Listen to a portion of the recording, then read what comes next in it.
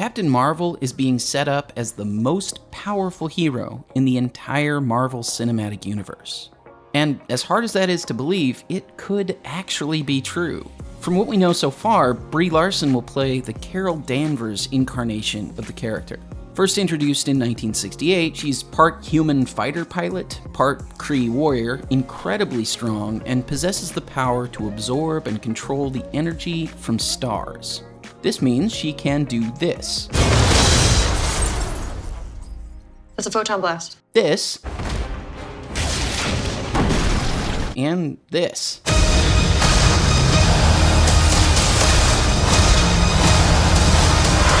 So, she is super powerful. But, at least in the comics, she's not that great a person. And with that in mind, welcome to Out of Frame. Look, I am genuinely excited for the movie, but I'm also a fan of the comics, and she's done some things that are not great. There's way too much history to cover everything, but I'd like to focus on two specific storylines. Civil War, on which the Captain America movie was loosely based, and Civil War II, which hasn't yet made its way onto the big screen.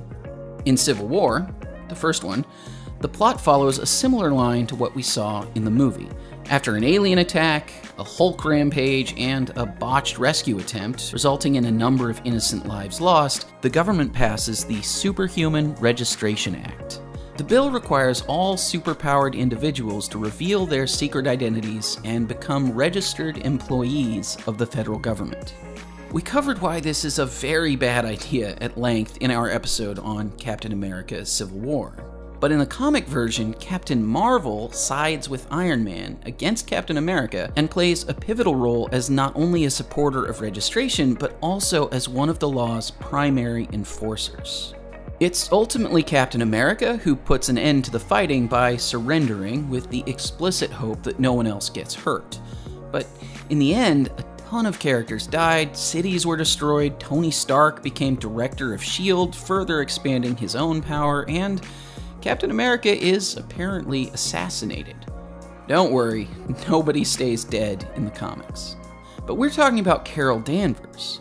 And as far as she's concerned, that's nothing compared to what happens next, because Civil War II is centered almost entirely around Captain Marvel.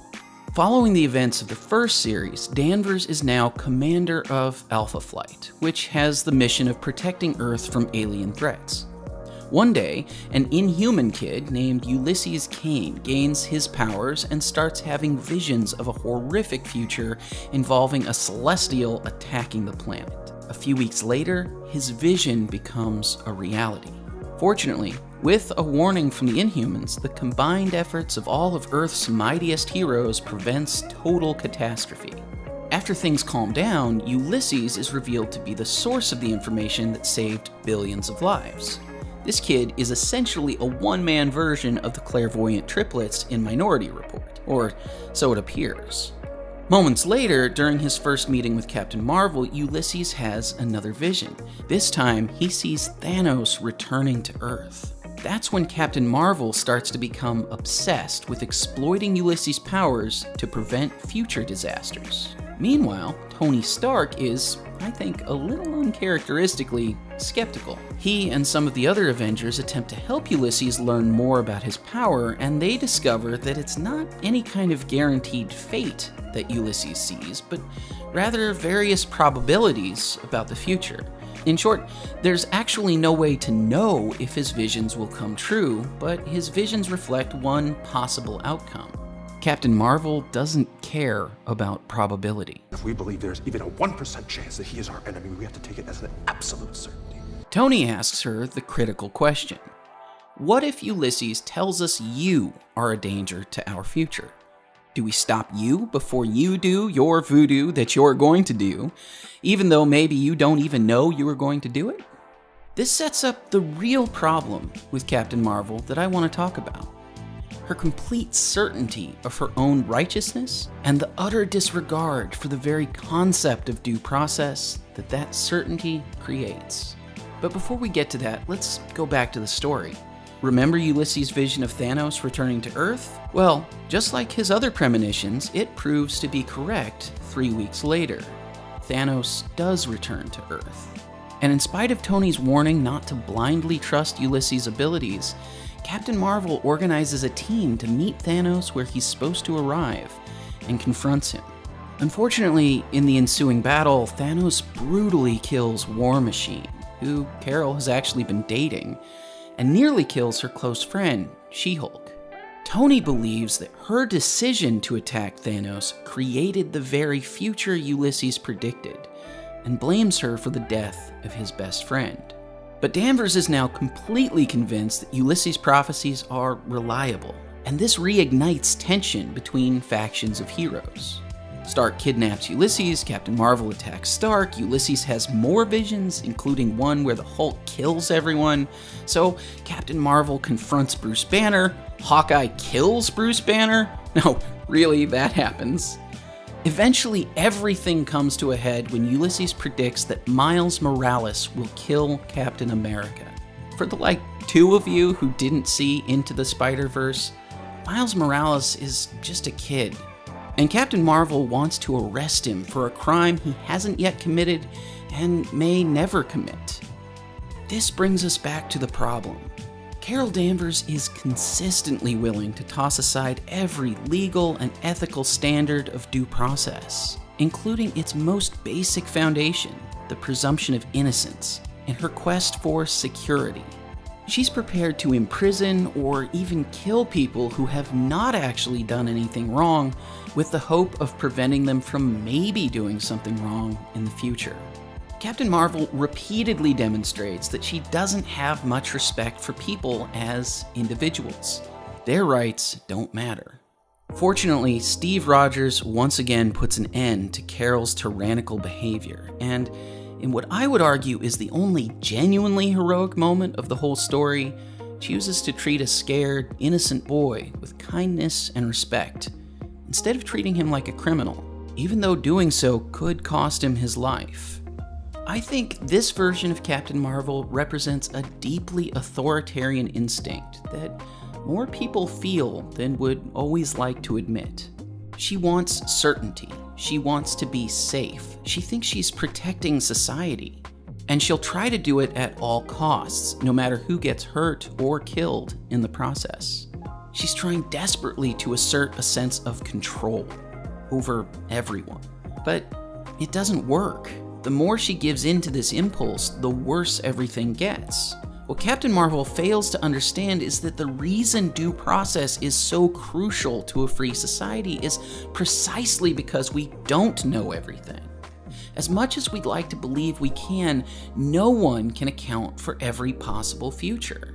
We have no way to know what's in the hearts and minds of other people or what they will do, and even our very attempts to stop them from doing something we think they'll do can affect their choices because everyone responds to changing conditions and incentives.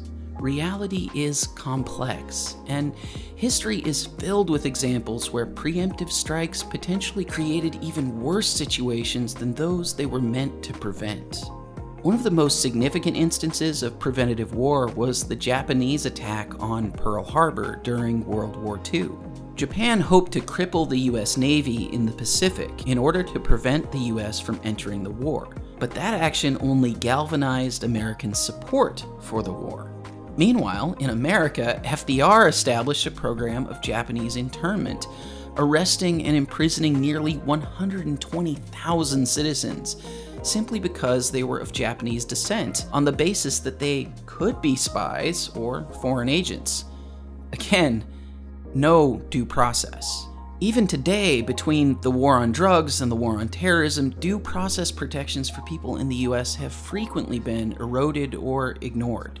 That's how we end up with policies like stop and frisk, no-knock police raids, and civil asset forfeiture, which allows police to take your property if they merely suspect that you've committed a crime. And they can often keep it long after you've been acquitted.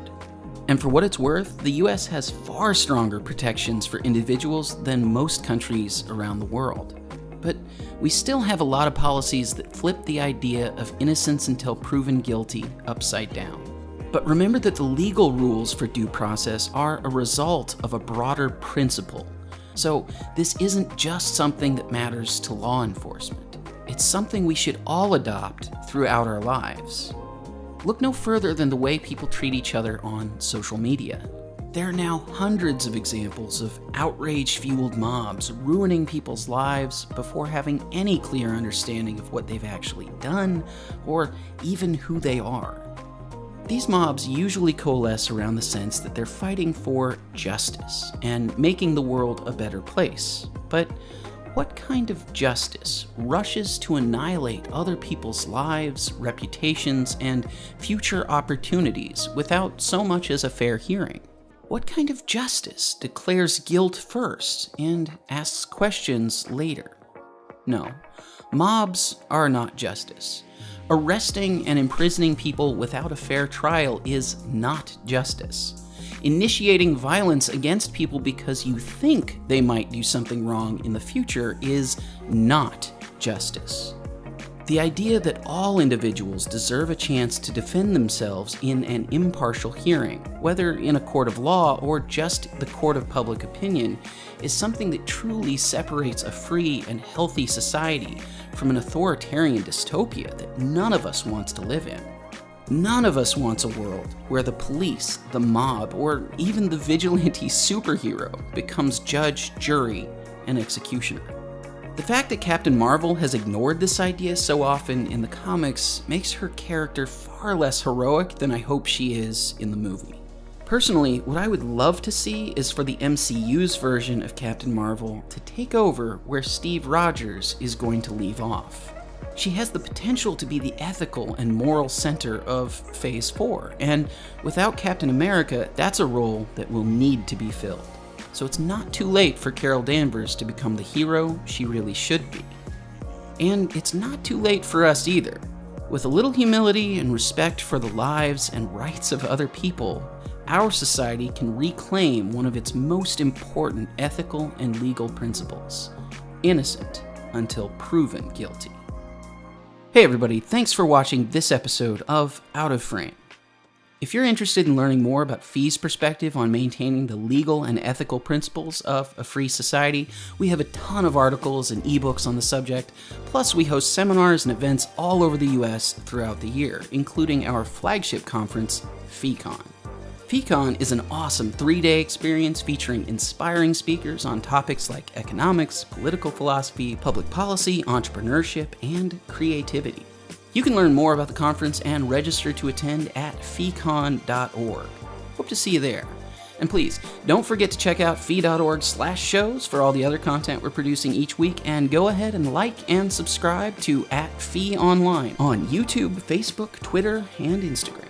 See you next time.